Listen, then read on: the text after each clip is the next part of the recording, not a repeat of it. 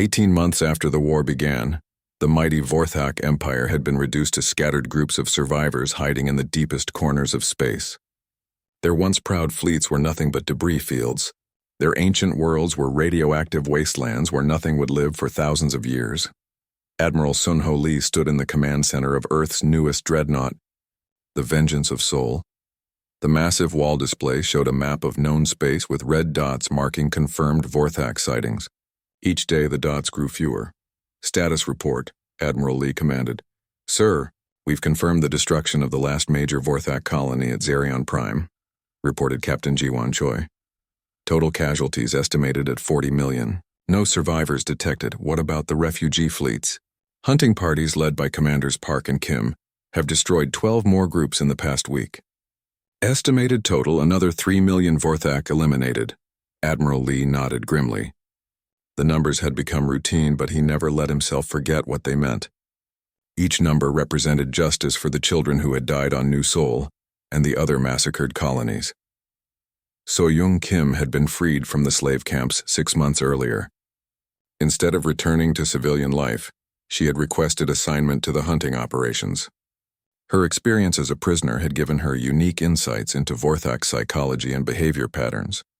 She now worked with intelligence officer Taehyung Lim, tracking down the remaining Vorthak leadership. Their current target was War Premier Krethox, the architect of the original genocide against human colonies. He's paranoid and cruel, but not stupid, So-young explained to the strike team preparing for the mission. He'll be hiding somewhere he thinks humans can't find him, probably surrounded by hostages from other species. What do we know about his psychology? Asked Lieutenant Dayun Park, who had volunteered for the mission. He believes the Vorthak are chosen by their gods to rule over inferior species. Even now, with his empire destroyed, he probably thinks this is just a temporary setback. He can't accept that humans have proven him wrong. Taehyung had spent months analyzing intercepted communications and tracking refugee movements. Using a network of informants among former Vorthak slaves, he had finally located Krethox's hiding place. He's in the bone fields, Taehyung reported. It's an asteroid field in the outer rim, full of dead ships from ancient battles. Perfect place to hide a small base. The bone fields had been a graveyard for thousands of years. Wrecked ships from dozens of different civilizations drifted among the asteroids like metal ghosts. Somewhere in that maze of death and debris, Krethox had built his final stronghold. Lieutenant Dayun Park led the assault team aboard the stealth ship Silent Fury. Her unit specialized in zero-gravity combat. Trained to fight in the wreckage of space battles, they had volunteered for this mission because they wanted to face the monster who had ordered the death of their people.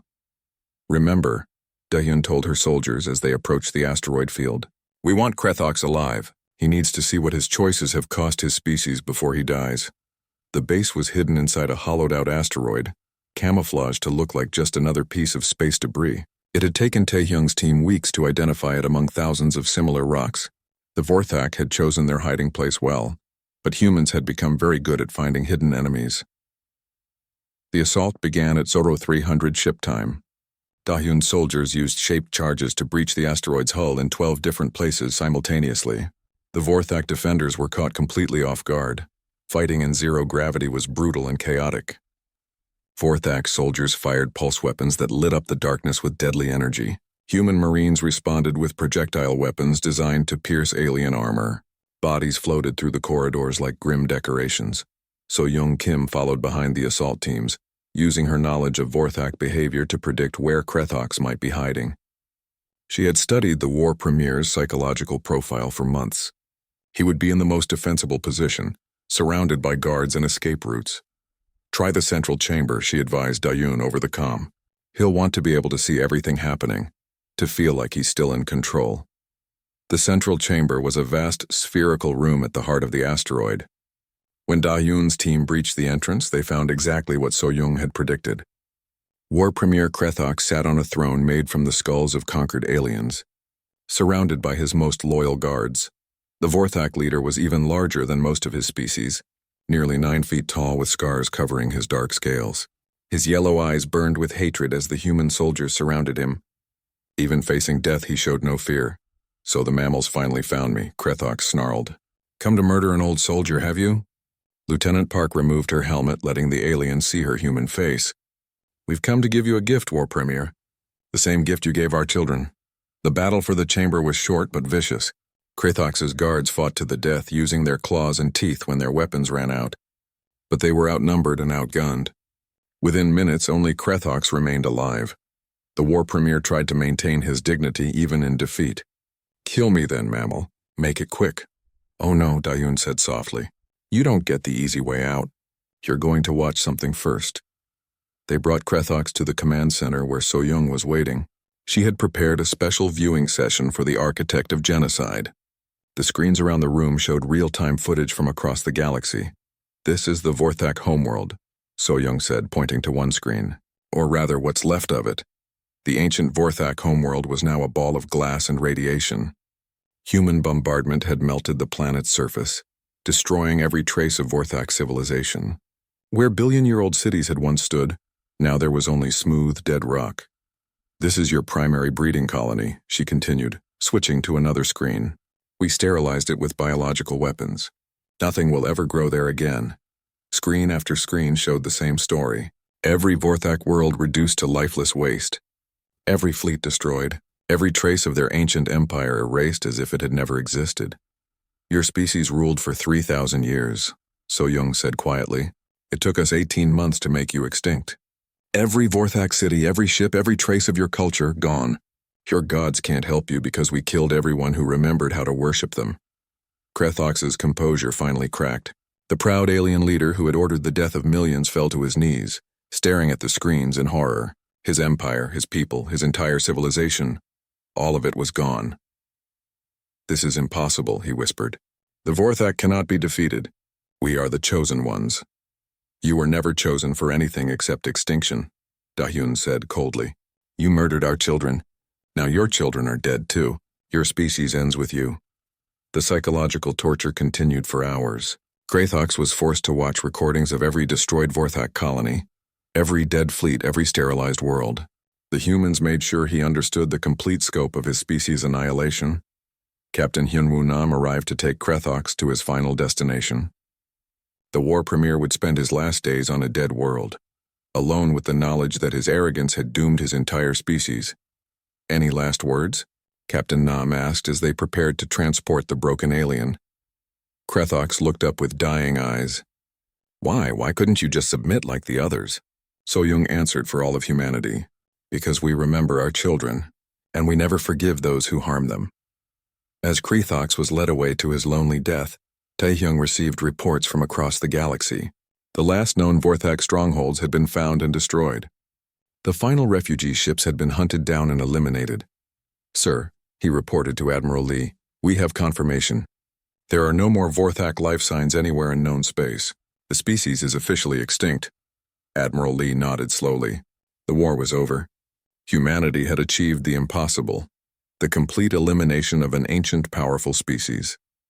The galaxy would never again underestimate what humans could do when truly provoked. But the victory felt hollow. The children of New Sol were still dead. The murdered colonists could never be brought back. Justice had been served, but the cost had been enormous for everyone involved. In the quiet of the command center, Admiral Lee wondered if humanity had become something terrible in its pursuit of vengeance. But then he remembered the laughter of Vorthak soldiers as they murdered innocents. And his doubts faded. Some species deserved to be extinct. The Vorthak had chosen their fate when they decided to test human resolve. Now they would serve as a warning to anyone else foolish enough to harm human civilians. The hunt was finally over.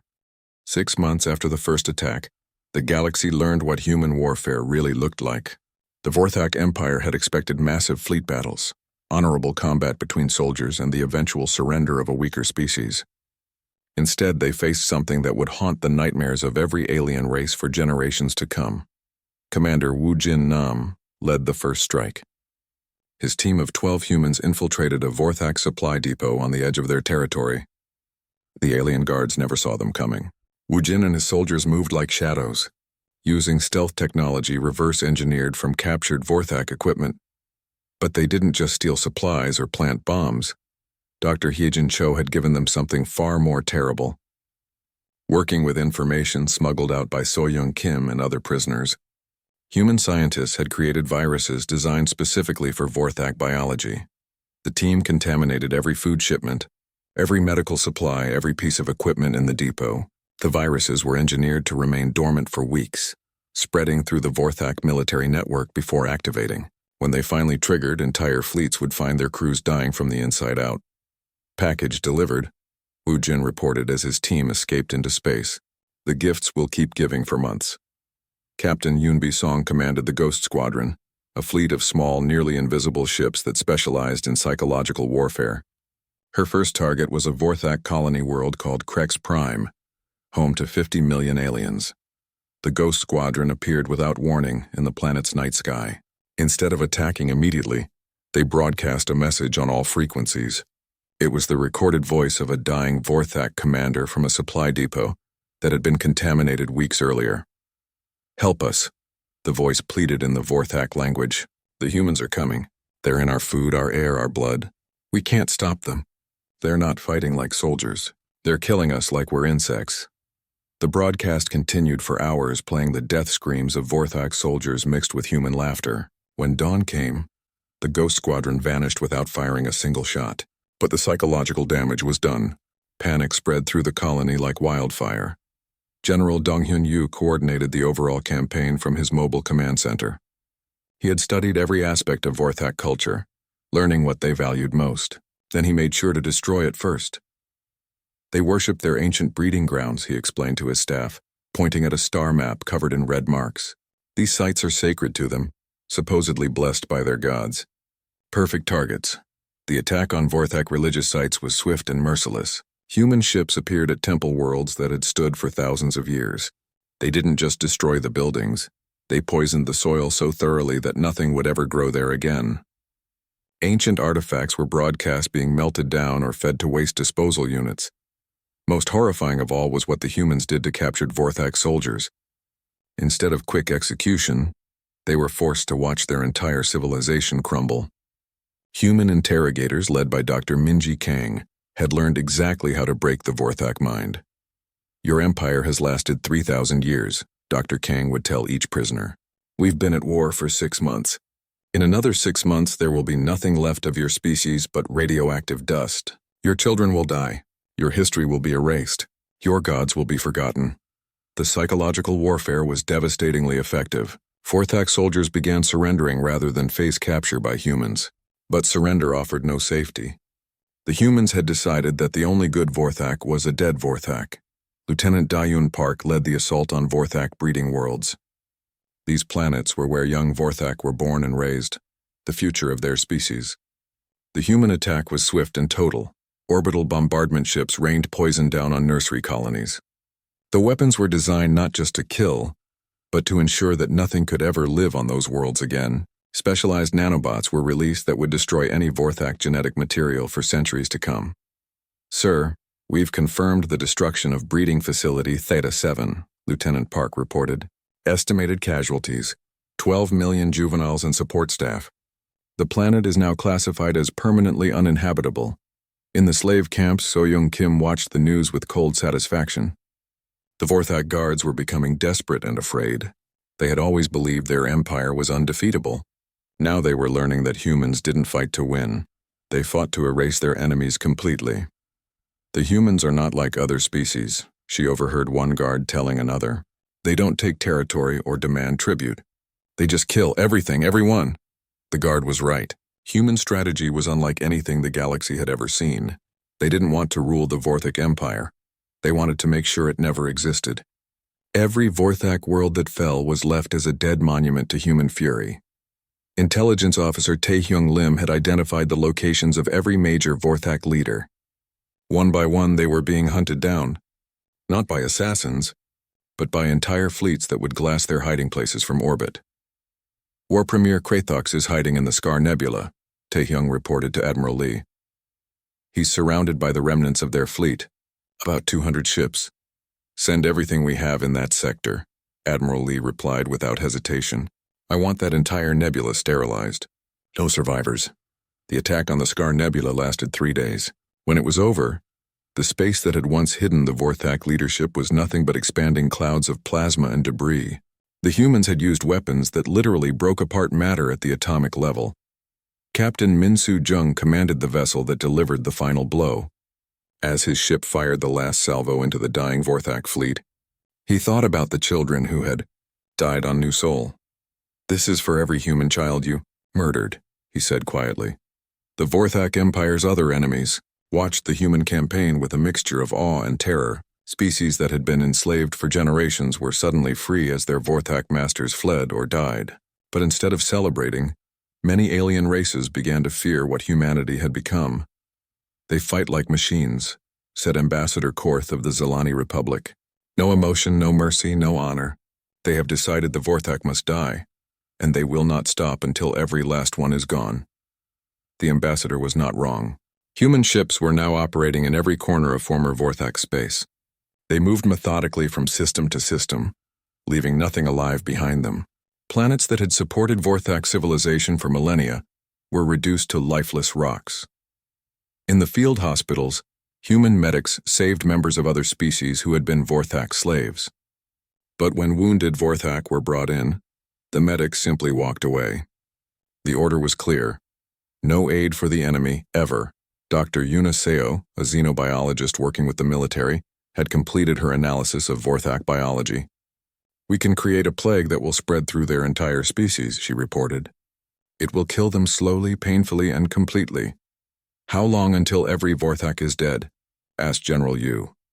6 months after release, assuming standard population dispersal. The virus is engineered to mutate just fast enough to stay ahead of any cure they might develop.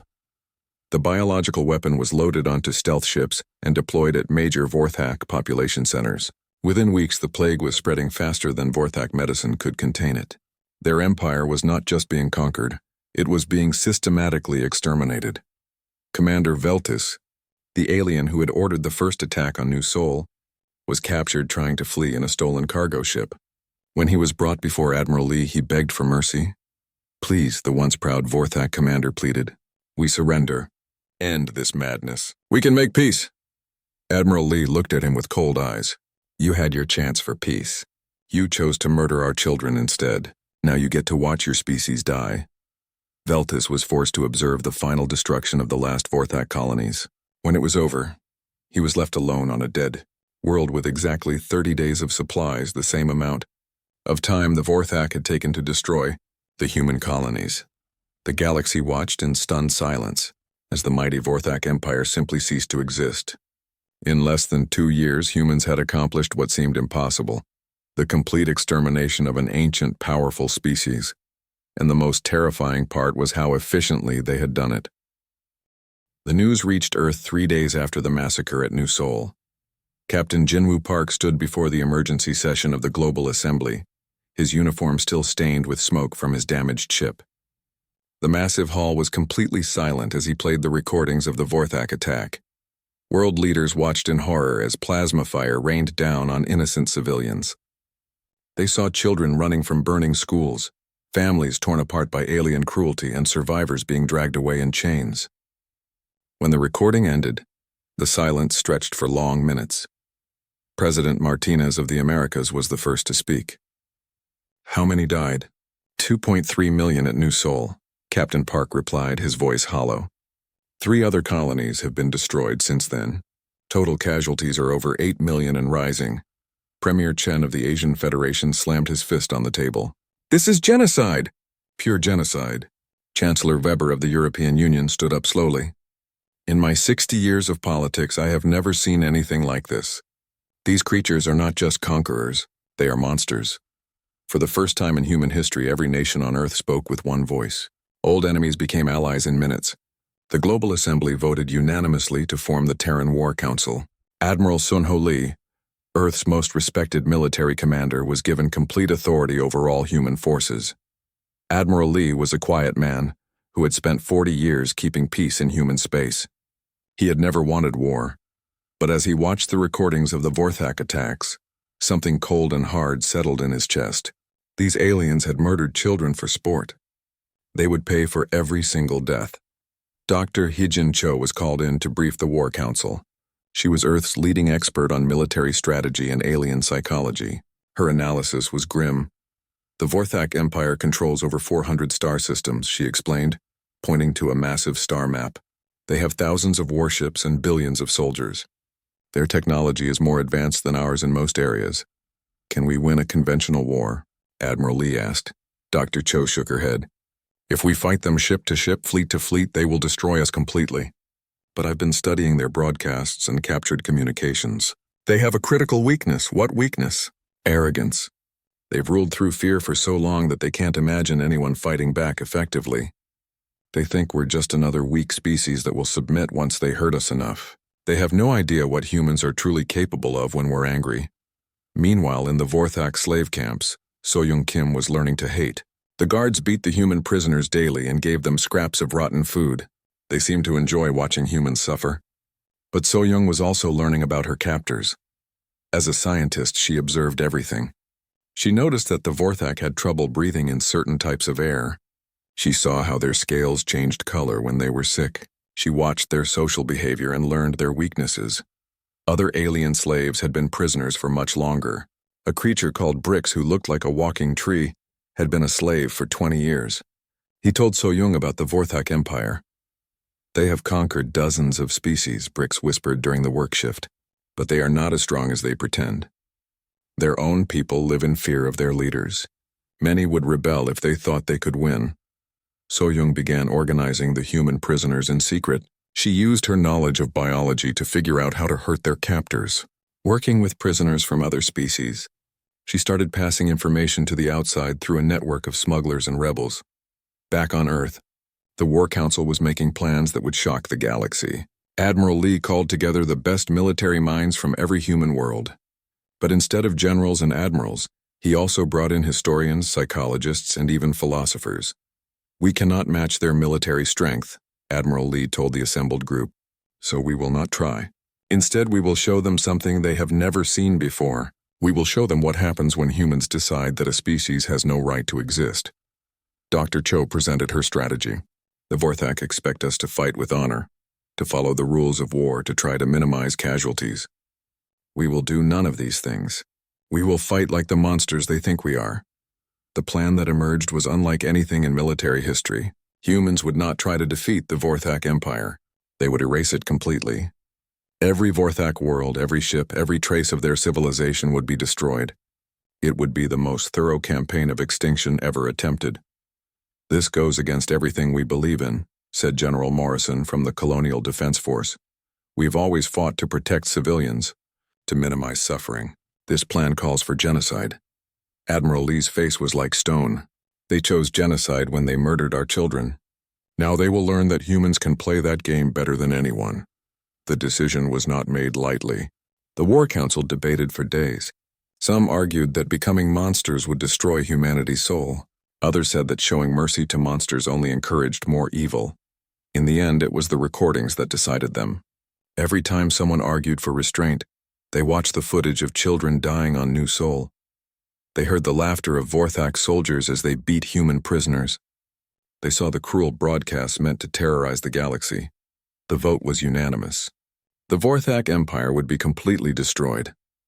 Admiral Lee prepared to address the human fleet. Ships were gathering from every corner of human space. Not just military vessels, but converted cargo ships, mining platforms, and even tourist liners. Every human who could hold a weapon was volunteering to fight.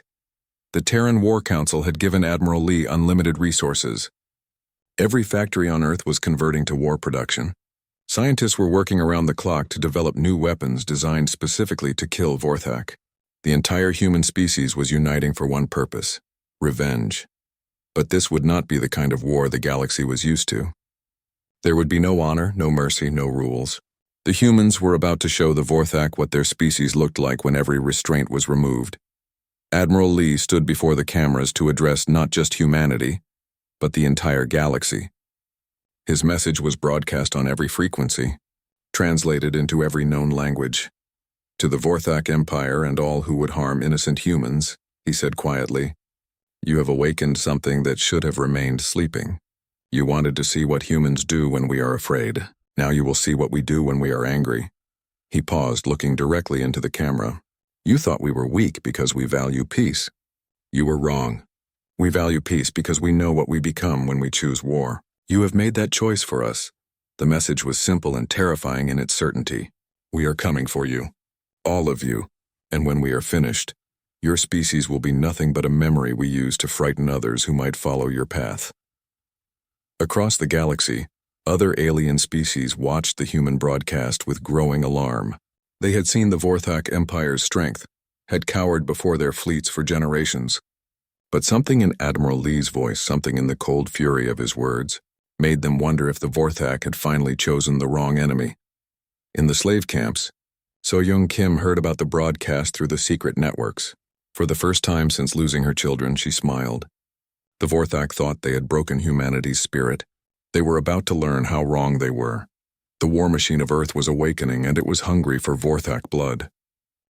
Captain Jinwoo Park stood on the bridge of his ship, watching the alien vessel approach. The Unity's Dawn was humanity's newest exploration ship, and this was their first meeting with a new alien race. Jinwoo felt excited but nervous. After 300 years of space travel, humans had met many peaceful alien species. He hoped this would be another friendly encounter. The alien ship was huge, much bigger than any human vessel. It looked like a giant metal beast with sharp edges and dark colors. Strange symbols covered its hull and weapon ports lined its sides. Jinwoo tried to stay calm, but something felt wrong about this ship. "Captain, they're sending a message," said his communications officer. "Put it on screen," Jinwoo replied. The screen flickered, and an alien face appeared. The creature looked like a giant lizard with yellow eyes and sharp teeth. Its skin was dark green with black stripes. When it spoke, its voice was deep and harsh. "I am Commander Veltis of the Vorthak Empire. You will surrender your ship immediately. Your species will serve us as slaves." Jinwoo blinked in surprise. No alien species had ever spoken to humans this way before. "I'm Captain Park of the human vessel Unity's Dawn. We come in peace. We wish to establish friendly relations with your people." Veltis laughed, a terrible sound like breaking glass. "Peace, you are nothing but inferior mammals. Your kind exists only to serve the Vorthak. We have ruled this galaxy for thousands of years. Submit now or face destruction." On the planet below, Dr. So-Young Kim was working at her research station. She studied alien plants and animals, trying to understand how life developed on different worlds. The colony of New Seoul was home to over 2 million humans. They had farms, schools, hospitals, and everything needed for a good life. So-Young was examining soil samples when her husband Minho called her on the communicator. "Hey, did you hear about the alien ship? Everyone's talking about it." "Yes, I heard Captain Park is meeting with them right now," So-Young replied. "I hope they're friendly. It would be wonderful to study a new alien species." Their 2 children, 8-year-old Ji-hoon and 6-year-old Min-ji, were at school in the main colony. So-Young planned to pick them up later and show them the alien ship through her telescope. She thought they would be excited to see visitors from another world. Back on the Unity's Dawn, Captain Park tried to reason with the alien commander. "Commander Veltis, surely we can find a peaceful solution. Humans have always sought cooperation with other species. We can trade, share knowledge, help each other." Veltis' eyes grew bright with anger. "You dare refuse the Vorthak Empire? You think your pathetic species can negotiate with your superiors? I will show you the price of defying us." The alien commander turned to someone off-screen and spoke in his own language. Then he looked back at Jinwoo with a cruel smile. "Watch your colony burn, human. Learn what happens to those who resist the Vorthak." Jinwoo felt ice in his veins. "Wait, there are civilians down there. Families, children. They have nothing to do with this." "Exactly," Veltis said. "Their deaths will teach others to submit without question." The massive Vorthak ship turned toward the planet. Weapon ports opened along its hull, glowing with deadly energy. Jinwoo shouted orders to his crew, but his small exploration ship had no weapons that could stop the alien vessel. On New Seoul, emergency sirens began to wail. So-Young looked up from her work as the terrible sound filled the air. She had never heard the colony's attack sirens before. Her hands shook as she grabbed her communicator. "Minho, what's happening?" "The alien ship is attacking. Get to the emergency shelter now." So-Young ran outside and saw streams of fire falling from the sky like deadly rain. The Vorthak ship hung in orbit like a dark god, pouring destruction onto the helpless colony. Buildings exploded into flames. People screamed and ran in all directions. So-Young jumped into her vehicle and raced toward the school where her children were. The roads were full of panicking people. Explosions shook the ground and pieces of burning debris fell around her. She had to reach Ji-hoon and Minji. The school was on fire when she arrived. Teachers were trying to evacuate the children, but plasma blasts from the alien ship kept hitting the area. So-young saw her children's teacher, Mrs. Lee, carrying several young students.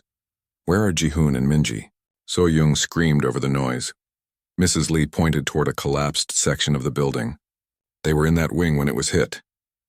So-young ran toward the rubble, calling her children's names. Other parents were doing the same, desperately searching through the burning wreckage. The air was full of smoke and the smell of death. She found them under a fallen beam. Ji-hoon had tried to protect his little sister, holding her close. They were both gone. So-young held their small bodies and screamed until her voice was gone.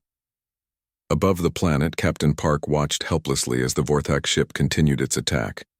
Millions of people were dying, and there was nothing he could do to stop it. His exploration ship had no weapons, no shields, no way to fight back. The attack lasted for 6 hours. When it finally stopped, most of New Seoul was destroyed. The beautiful colony was now a burning wasteland. Of the 2.3 million people who lived there, only a few thousand survived. Vorthak soldiers came down in landing ships. They rounded up the survivors, including So-young. The aliens were even more terrifying up close. They stood over 8 feet tall with powerful muscles and razor-sharp claws. They treated the humans like animals, forcing them into metal cages. Commander Veltis broadcast a message to all human colonies and ships. "This is what happens to species that refuse to serve the Vorthak Empire. Submit now, or share the fate of New Seoul." Over the next few weeks, 3 more human colonies were destroyed. Each time, the Vorthak took a few survivors as slaves and killed everyone else. They seemed to enjoy causing fear and pain. They broadcast their attacks across the galaxy, showing other alien species what happened to those who resisted them. Captain Park managed to escape in his damaged ship and carried the terrible news back to Earth. The video records of the attacks spread quickly through human space. People watched in horror as their fellow humans were murdered for no reason except Vorthak cruelty. In the slave camps, So-young and the other survivors were forced to work in terrible conditions. The Vorthak guards beat them regularly and gave them barely enough food to survive. But So-young remembered her children's faces, and her grief slowly turned into something harder and colder. The Vorthak thought they had sent a clear message to humanity and the galaxy. They believed their show of force would make everyone afraid to resist them. They had ruled through fear for thousands of years, and it had always worked before. But they had never encountered humans before. They had no idea what they had just awakened. 5 years had passed since the last Vorthak died alone on a poisoned world. The galaxy was still learning to understand what humanity had accomplished. Where once there had been a mighty empire spanning 400 star systems, now there was only empty space and dead worlds that served as monuments to human fury. Admiral Sunho Lee stood before the Galactic Council, representing not just Earth but all of human space. The massive chamber held delegates from 63 different species, many of whom had been Vorthak slaves until humans freed them. They looked at the human admiral with expressions mixing gratitude and terror. The council chamber itself had been built by Vorthak slaves centuries ago. Now it served as the meeting place for free species who were trying to understand this new galaxy, where humans had proven that even ancient empires could be completely erased. The Vorthak Empire ruled for 3,000 years, Admiral Lee said calmly, his voice carrying clearly through the vast space. They enslaved dozens of species and believed themselves to be apex predators. It took humanity exactly 22 months to render them completely extinct. Ambassador Thresh of the Helix Confederation spoke first. His people had been Vorthak slaves for 800 years before humans freed them. Admiral Lee, we are grateful beyond words for our liberation. But the methods used, the complete extermination of an entire species. Many of us find this disturbing. Admiral Lee's expression didn't change. Ambassador Thresh, how many of your people died in Vorthak slave camps over those 8 centuries? Conservative estimates suggest 40 billion, Thresh replied quietly. And how many Vorthak civilians died in our campaign? Approximately 12 billion, according to your own reports. Then we were remarkably restrained, Admiral Lee said without emotion. We could have made them suffer longer. The chamber fell silent. The cold mathematics of extinction were hard to argue with. The Vorthak had killed far more people over their long history than they had lost in their destruction. Dr. Hyejin Cho stood to address the council. She now served as Earth's chief diplomat, having helped design both the military campaign and the peace that followed. Her job was to make sure the galaxy understood the new rules. Honored delegates, Dr. Cho began. We did not come here to conquer or rule. Humanity seeks peace and cooperation with all species. We want to trade, share knowledge, explore the universe, together, and protect those who cannot protect themselves. She paused, letting her words sink in. But we want you to understand something very clearly. The Vorthak made a choice when they targeted human civilians. They chose to murder our children, our families, our innocent people. That choice had consequences. Representative Clix of the Mantid cluster spoke up. Dr. Cho, with respect, complete genocide seems excessive. Surely justice could have been achieved without exterminating their entire species. Dr. Cho's eyes grew cold. Representative Clix, let me ask you something. If someone murdered your children, would you be satisfied with anything less than their complete destruction? That is different. Personal revenge versus... It is exactly the same thing, Dr. Cho interrupted. Except we applied personal revenge on a species-wide scale. The Vorthak chose to make every human their enemy when they targeted our civilians. They learned that humans take family very seriously. Admiral Lee stepped forward again. We are presenting what Earth calls the Terra Doctrine to this council. It is very simple. Humanity will be peaceful neighbors to all species. We will trade fairly, share technology, and help protect the innocent. But any species that deliberately targets human non-combatants will face complete annihilation. The Terra Doctrine was distributed to every delegate. The document was surprisingly short, only 3 pages long.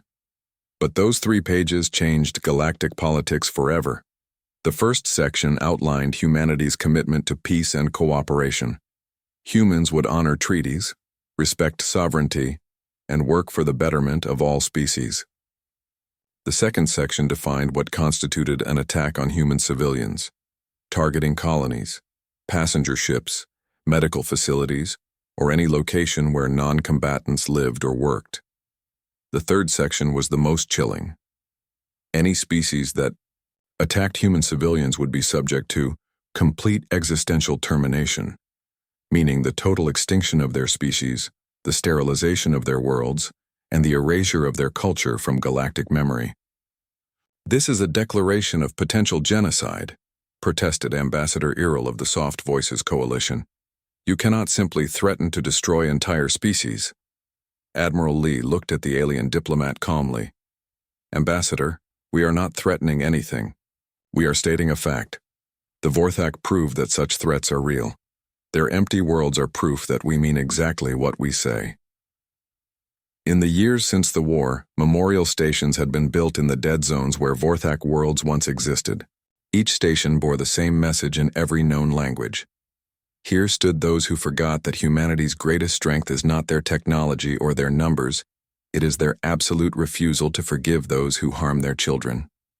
Soyoung. Kim now directed the Xenocide Prevention Institute, an organization dedicated to making sure the galaxy never forgot what had happened. Her job was to study the psychological and social factors that led to genocide, both to prevent humans from becoming the monsters they had fought, and to warn other species about the consequences of targeting civilians. The Vorthak made a fundamental error in understanding human psychology, she explained to a class of alien diplomats and military officers. They thought our peaceful nature was weakness. They believed that causing us pain would make us submit. They were completely wrong. She showed them footage from the human colonies that had been attacked. When you hurt human children, you don't create fear. You create something much worse. You create humans who have decided that you don't deserve to exist. The class watched in silence as she showed them the progression of the human campaign. The systematic destruction of Vorthak worlds, the hunting down of survivors, the complete erasure of their civilization. This is what humans look like when we remove all restraints, Soyoung continued. We prefer peace because we know what we become when we choose war. The Vorthak forced us to become this, and they paid the ultimate price. Captain Jinwoo Park, the sole survivor of the first contact incident, now commanded the memorial ship Remembrance. His job was to take alien diplomats and military leaders on tours of the dead Vorthak worlds, making sure they understood the reality of what extinction looked like. This was SciFiPrime, he would tell visitors as they orbited the glass ball that had once been the species' homeworld. 3 billion Vorthak lived here. Their civilization was 10,000 years old. Now it's gone forever, and we did it in 18 months. The tours were psychological warfare disguised as education. Every alien who saw the dead worlds went home with a clear understanding of human capabilities. The message was simple: don't test us. Other species in the galaxy were adapting to the new reality. The Helix Confederation had signed a permanent peace treaty with humanity within months of the Vorthak extinction. The Mantid cluster had requested human protection from aggressive neighbors. Dozens of smaller species had applied to join a human-led defensive alliance, but some aliens remained defiant. The Razorclaw Empire had publicly called humans barbaric extinctionists and refused all diplomatic contact. Their military leaders boasted that they would show humans proper warfare if conflict ever arose. Admiral Lee was not concerned about such threats. Intelligence reports suggested that even the most aggressive alien species were avoiding any actions that might harm human civilians. The lesson of the Vorthak was working exactly as intended. Fear is a powerful teacher, Admiral Lee explained to his staff. The Vorthak taught the galaxy to fear us, and that fear will keep the peace better than any treaty. Dr. Minji Kang, who had led the psychological warfare operations during the war, now studied the long-term effects of the Vorthak extinction on galactic civilization. Her research showed that aggressive species were becoming more cautious, while peaceful species were becoming more confident under human protection.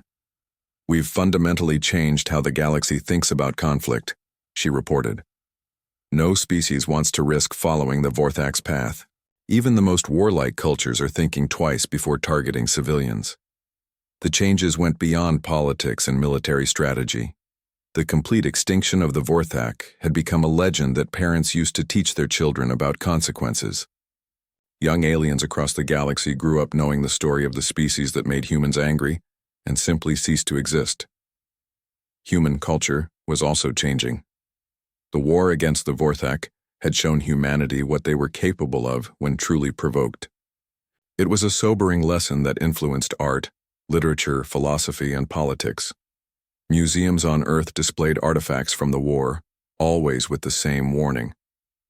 Never forget that monsters exist, and sometimes the only way to stop a monster is to become something worse. As Admiral Lee concluded his presentation to the Galactic Council, he looked around the chamber at faces representing dozens of species. Some showed fear, others gratitude, still others uncertainty about this new galaxy where humans served as both protectors and potential destroyers.